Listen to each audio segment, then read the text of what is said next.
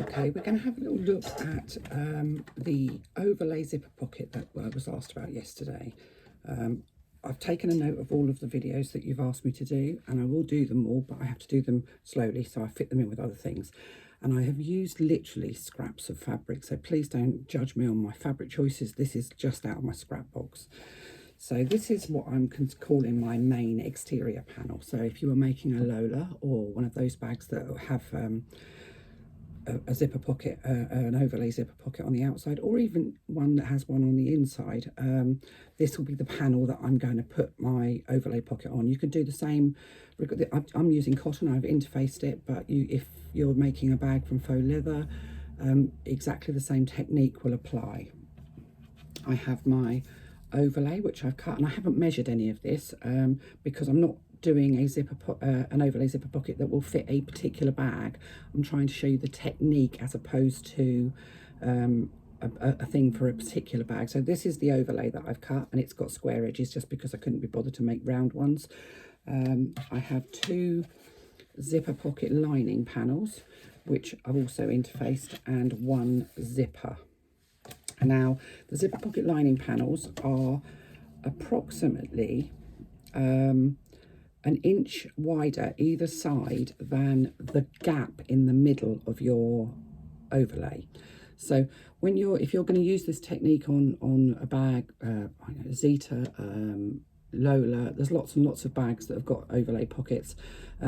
Use the measurements in the pattern to cut your overlay, but ignore the measurements in the pattern for your zipper pocket linings. You need to make your zipper pocket linings approximately the same width as your overlay. If your overlay has an inch either side, then you need to make sure that your pocket linings are, these are just a touch bigger, but that's just because I haven't really measured anything. Your zipper pocket linings are just a little bit wider. You need to give yourself enough wiggle room to be able to make this.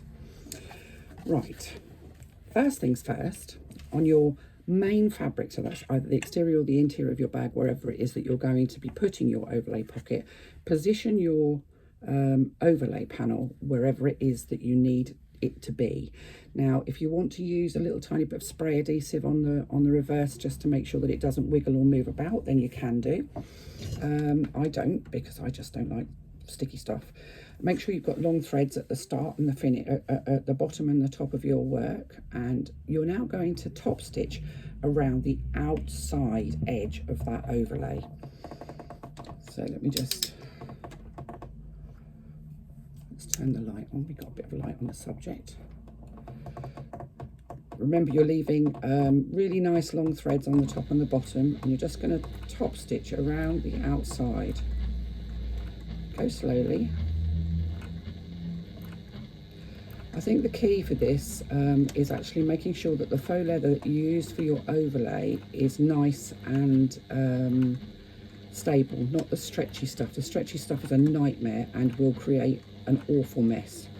So you need something that's got a fair amount of structure to it and isn't too stretchy. So go slowly, because obviously all this top stitching will be visible. And we're going to go all the way around the outside. I actually really like an overlay pocket. I think it gives a really nice accent. I also actually really like it when people do an overlay the same colour as the exterior of the bag. So if you're doing a faux leather bag and you're making it in, I don't know, brown or navy blue, doing the overlay in the same colour, it just gives the pocket a bit of an accent.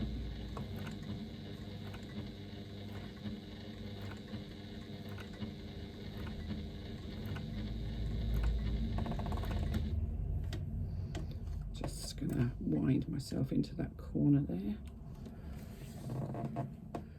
and back along the bottom. You'll notice I'm using a Teflon foot. If I'm honest, I don't take my Teflon foot off that often. I work with faux leather a lot of the time, but a Teflon foot works perfectly well when you're working with fabric as well, so I just don't take it off. Probably laziness more than anything else. And keep swapping feet out right, left and centre, drives me nuts. Coming back along the bottom at a nice steady pace, so everything stays where we want it to be and our top stitching looks super duper. I've got a size 14 needle in here because I'm only going through one layer of faux leather and one layer of cotton and one layer of interfacing, so I don't need a huge needle. I don't want to make massive holes in my faux leather, just big enough but not too big. So we're coming back up that first sort of short edge, and what I want to try and aim to do is to land in the first hole that I stitched on that long straight side, which isn't going to happen. So what I'm going to do is I'm just pulling that down, and then I'm going to, I must have started a little further in than I thought I had. So I've now gone into that last hole. I'm going to pull my work out, lifted the needle up, pull my work out and cut long threads top and bottom. And you'll notice this when we do sew-alongs. I've got a real thing about backstitching. Backstitching on faux leather will weaken it, and it also shows, and it just looks awful. So I now have the start threads and the finish threads from the top of my work on the top, and I have the bobbin threads on the bottom. And what I'm going to do, I'm going to use a self-threading needle, and you can use an ordinary needle, but I like a self-threading needle. And I'm going to thread, I'm threading both of my threads at the same time. If you're using an ordinary needle, then don't do that. Just do one at a time. And I'm going to go back in. Let me just see if I can show you. I'm going to go with those two threads. I'm going to go back into that last hole so that I don't get any double threads showing. I'm going to pull those threads from the front to the back. I'll show you in a second once I've tied it off. And I'm just going to tie off the front threads with the back threads. This is a quilting technique. If you're a quilter, it's something you'll be familiar with. It's something I've used such a lot in bag making, and I honestly think it gives us such a good finish. It's worth taking the time to do. And you can see that there is no obvious point where I've started, golly, that checky stuff makes your eyes go funny, or finished on my top stitching around the outside. I am top stitching at 1/8 of an inch, and I know that's a bit scary for some people, but the closer to the edge you go, the less likely it is that your overlay is going to kind of flip up at the sides, because sometimes they get a bit tatty at the sides if you're sewing a little bit further away. So you can see there's literally no, I'll move it further away because it's getting out of focus, there's no obvious start or finish point there. So you can pop that out of the way now. And we're going to take one of our lining panels and lay it right side up on the table. So with the pattern side of the fabric facing upwards, we're going to take our zipper and we're going to lay that with the zipper pull on the top along the top straight edge. Now you can clip it in place if you want to. My zipper is a little wider than my pockets, and I usually use a zipper that's a little wider than pockets because I just think it's easier.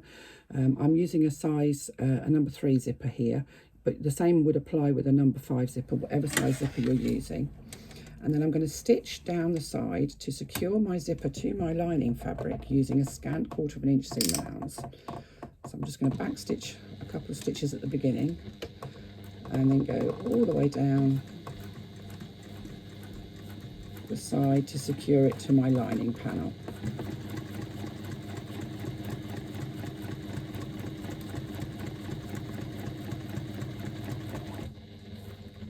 So if you want to clip it in place, then please do. I just don't. I've done these pockets so many times, I never ever do.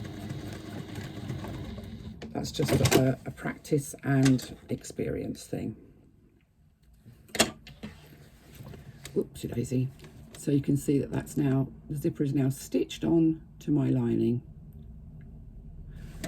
So I'm now going to take my second lining panel and lay it right sides up so the pretty side is facing upwards.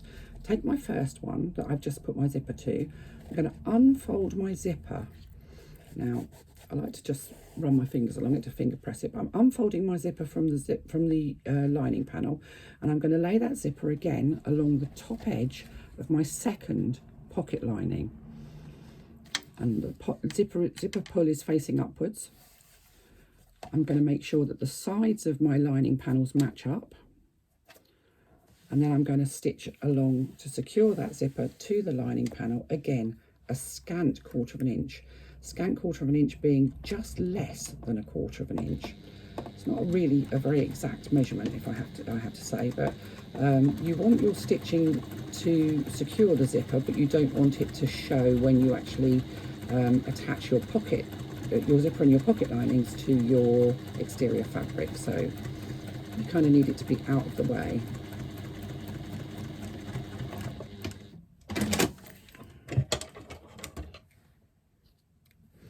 I'm just going to grab my ironing pad because I didn't bring that over, nor did I bring my iron over. So well organised. So let's just grab an iron. It is, however, on, so that's a bonus. We don't have to wait for it to warm up.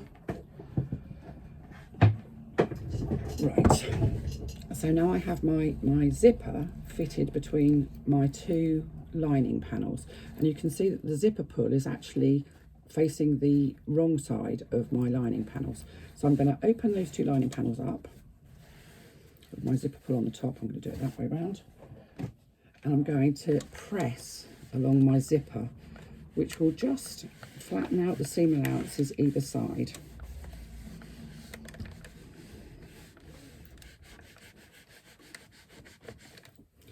Now you can press a nylon zipper without any bother at all. They don't melt. Obviously you will if you leave your iron on it indefinitely, but they don't melt as a general rule of thumb, so everything's fine. I'm then going to move my zipper pull so that it's within the 2 lining panels.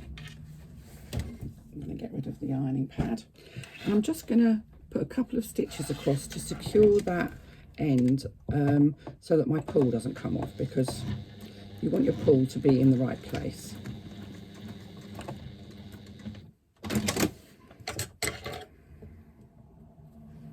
Let's just get rid of my threads. So you can see I've just literally just closed that up so that the pocket linings stay together and the zipper is where it needs to be. Now I'm going to go back to this piece of fabric, and I'm going to grab some scissors, because what I'm going to do is I am going to fold this in half and make a cut through the exterior fabric. So not through this bit, but just through the exterior fabric. And on the back, I'm going to turn it over, and very carefully I'm going to cut away the exterior fabric to about 1/4 inch away from my stitch line, I guess. It doesn't have to be particularly tidy because this won't show.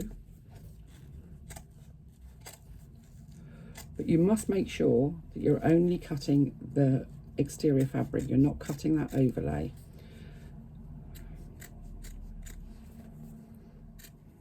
As I say, it doesn't have to be uber neat because it's not going to show. You just need to get rid of that fabric from the centre. And what you're left with is an overlay with a lovely aperture. It doesn't look great from the back, but nobody's going to see that bit. So you have your beautifully sewn in overlay without anything in the middle. So we now take our pocket lining with our zipper attached and turn it so that the zipper is orientated the way you want it to be. Now I'm right-handed, so I would have my zipper opening so that when it's closed, the zipper pull is on the left-hand side, because that's how I like it. If I were left-handed, I'd do it the other way. Your lining panels are both away from your zipper. Take your exterior panel and lay it over your lining and zipper, and position it so that your zipper is sitting centrally within the aperture. Now, I rarely pin these. If you feel that you want to, once you've got it in the right place, just pop a couple of pins to hold it sort of securely in place.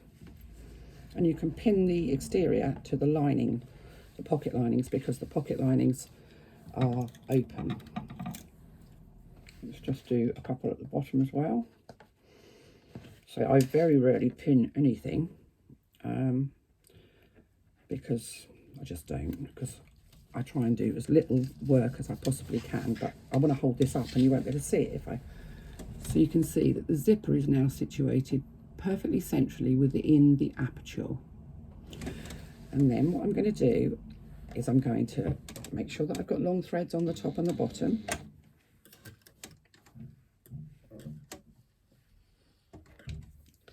And I'm going to top stitch all the way around that aperture. I'm going to start in one corner. Actually, I think I might even just put my zipper foot on for this because I can.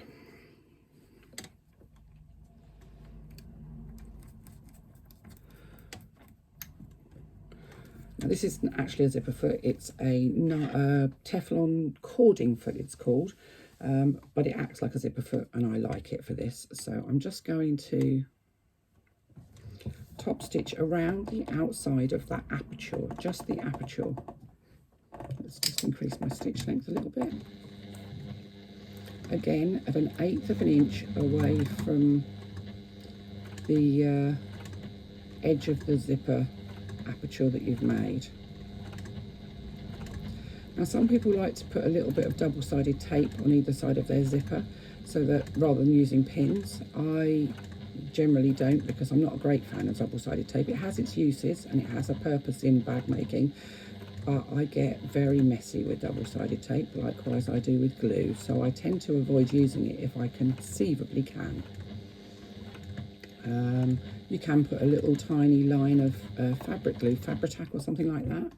Now I'm coming down to where the zipper pull is, and I'm just going to move it. So I'm leaving my needle in, raising my foot out of the way, moving the zipper pull out of the way so that my stitching doesn't go wonky, because I don't want my foot to hit my zipper pull and make a bump in my stitching.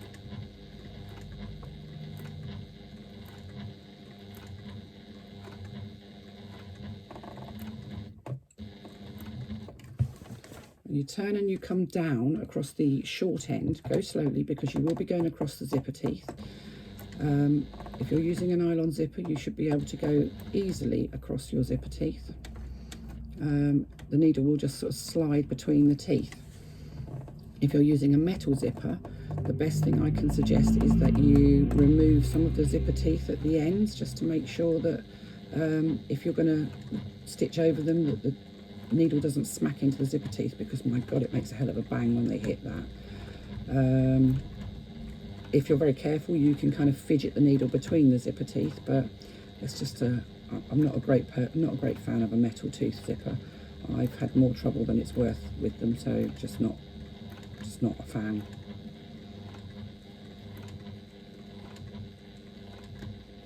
If you need to move the zipper pull on this side, then please do so. This one's actually not too bad, so I'm just going to carry on straight past. It really depends on the style that your zipper foot is.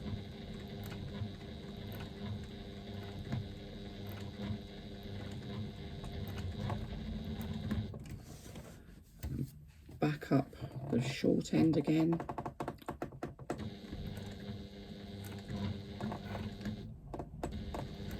I'm going to try and land in the same hole as we started with.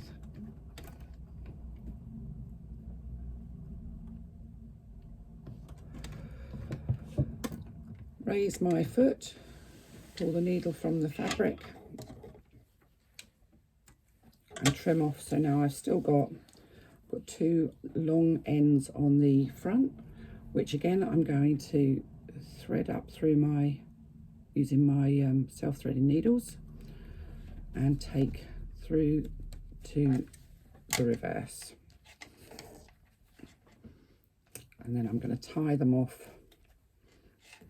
I've got a bit of thread that's just caught up there. Let's just move that. Tie them off on the reverse.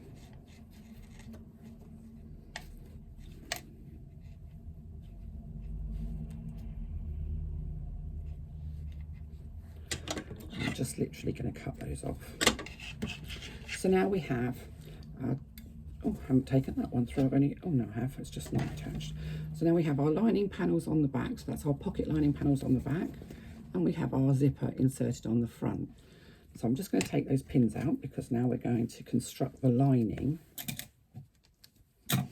So turn your work over remembering which is the top of your work, because it's very easy to get muddled up with this, and pull both of your zipper linings down towards the bottom of your work, because you want your pocket to go that way, not the other way. And you'll find that one of your lining panels is slightly longer than the other, and you can trim off that little bit of excess.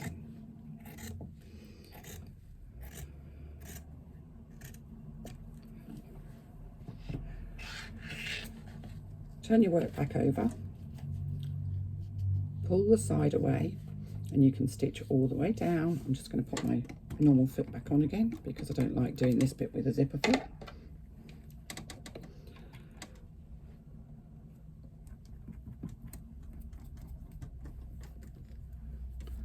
So pull your front panel out of the way so that you can see the end of your zipper and your lining panels, and you're going to stitch from across the top of the zipper.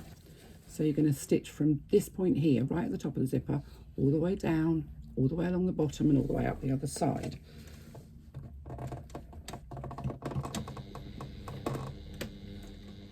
Just secure your stitching at the beginning and the end with a back stitch. Now, those of you that are contemplating doing this may well have done patterns where you turn through a pocket on the inside of your bag. If you're doing one of these on the outside, you can usually turn through the outside pocket as well. So, you know, if you don't want to do your turning through an inside pocket, turn through an outside pocket. So don't stitch up the bottom edge, just stitch up the sides. So I'm coming all the way along the bottom, and then pulling the other side out of the way, coming all the way up the other side.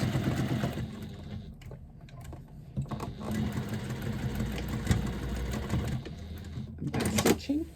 You can trim off any excess zipper that you have on either side, because you don't want that inside, and particularly you don't want it because these little metal noggin bits at the end tend to, they make little marks in your fabric which are not pleasant.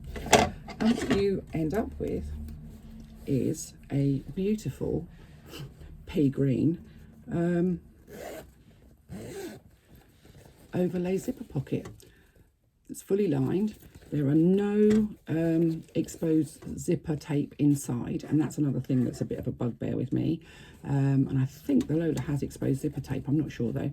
No exposed zipper tape inside, either at the top or at the bottom.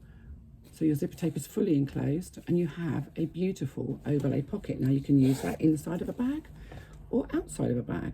When I say beautiful, I use that term loosely because this fabric is really hideous and that green is quite something else. But that's the technique. I haven't given you any measurements because this isn't a pocket for a particular bag. This is a technique as opposed to a tutorial for any particular bag. So that is your overlay zipper pocket. If you wanted to do a more shaped overlay, that's fine.